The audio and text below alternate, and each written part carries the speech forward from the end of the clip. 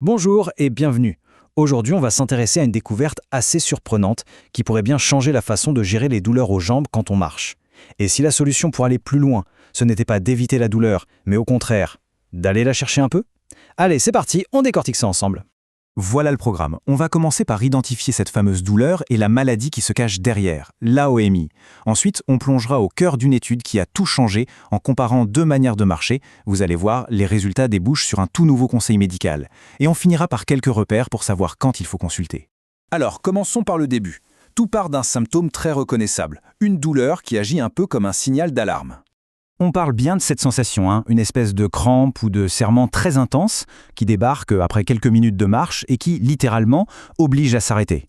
C'est ce que les médecins appellent la claudication. La douleur est telle qu'on ne peut pas faire autrement que de faire une pause. Et cette douleur, cette impression qu'on vous serre le muscle, elle peut se situer à différents endroits. Le plus souvent, c'est le mollet qui trinque. Mais ça peut aussi être la cuisse ou même les fesses. Le point commun, c'est que dès qu'on s'arrête, en quelques minutes, ça se calme. Bon, maintenant qu'on a bien cerné le symptôme, voyons ce qui se passe en coulisses. Quelle est la cause de cette douleur à la marche? Le nom médical, c'est l'artériopathie oblitérante des membres inférieurs. Oui, c'est un peu long, alors on dit AOMI. Pour faire simple, c'est une maladie chronique des artères. Avec le temps, des dépôts de cholestérol, les fameuses plaques d'athérome, viennent rétrécir les artères qui transportent le sang vers les jambes. L'image la plus simple, c'est celle d'un embouteillage sur une autoroute. Quand on marche, nos muscles réclament plus d'oxygène, donc plus de sang. Mais à cause des artères rétrécies, le sang n'arrive pas assez vite. C'est ce manque d'oxygène qui déclenche la douleur. Et en fait, le fait de forcer un peu le passage, ça peut pousser le corps à créer de nouvelles petites routes, des sortes de déviations. Et ça, c'est un point absolument crucial pour la suite. Jusqu'à récemment, le conseil qu'on donnait souvent, c'était d'éviter la douleur.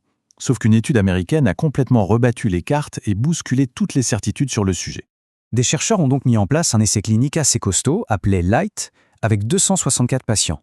L'objectif était très clair, comparer l'efficacité de différentes stratégies de marche pour voir laquelle permettait de mieux se déplacer sur le long terme. Pour ça, ils ont fait deux groupes principaux. Le premier groupe devait marcher à son petit rythme, à un rythme confortable, sans jamais déclencher de douleur. Le deuxième groupe, à l'inverse, devait marcher à une allure qui provoquait justement cette gêne caractéristique de l'AOMI. Il y avait aussi un troisième groupe témoin qui ne suivait pas de programme d'exercice. Allez, on arrive au cœur du sujet. Les deux groupes ont suivi leur programme pendant 1 an. Vient le moment de comparer les résultats. Et c'est là que ça devient vraiment intéressant et, disons-le, assez contre-intuitif.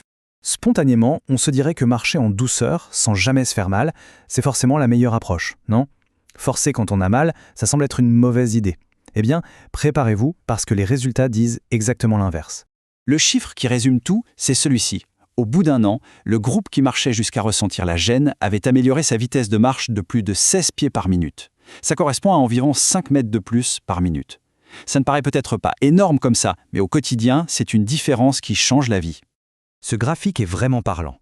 La première barre, celle du groupe qui a marché dans la gêne, montre une progression super nette. Maintenant, regardez la deuxième barre, celle du groupe marche confortable. 0 amélioration, stagnation totale.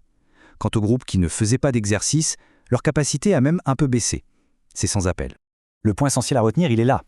Marcher à un rythme tranquille, qui n'entraîne aucun symptôme, eh bien ça s'est révélé totalement inefficace pour améliorer la vitesse de marche.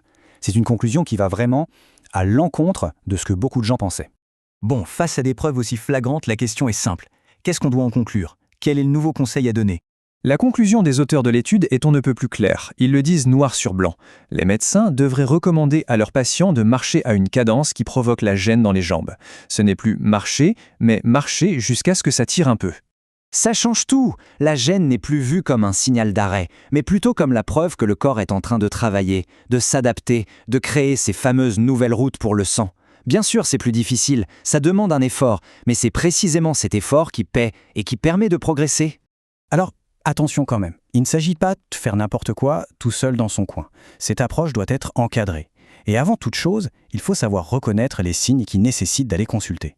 Concrètement, si on remarque que marcher devient de plus en plus pénible, qu'on a du mal à suivre le rythme de ses proches, ou que cette fameuse douleur dans le mollet, la cuisse ou la fesse revient systématiquement à l'effort, eh bien, c'est le moment d'en parler à son médecin. C'est lui qui posera le bon diagnostic et qui donnera le feu vert. On termine donc là-dessus, sur cette idée un peu provocatrice. Et si, dans ce cas précis, la gêne était en fait la clé du progrès? Accepter et même rechercher un certain niveau d'inconfort pendant l'effort pourrait être le chemin le plus court vers une meilleure mobilité. Une pensée assez forte qui nous rappelle que parfois, sortir de sa zone de confort, c'est au sens propre la meilleure façon d'avancer. Merci d'avoir suivi cette analyse et à bientôt.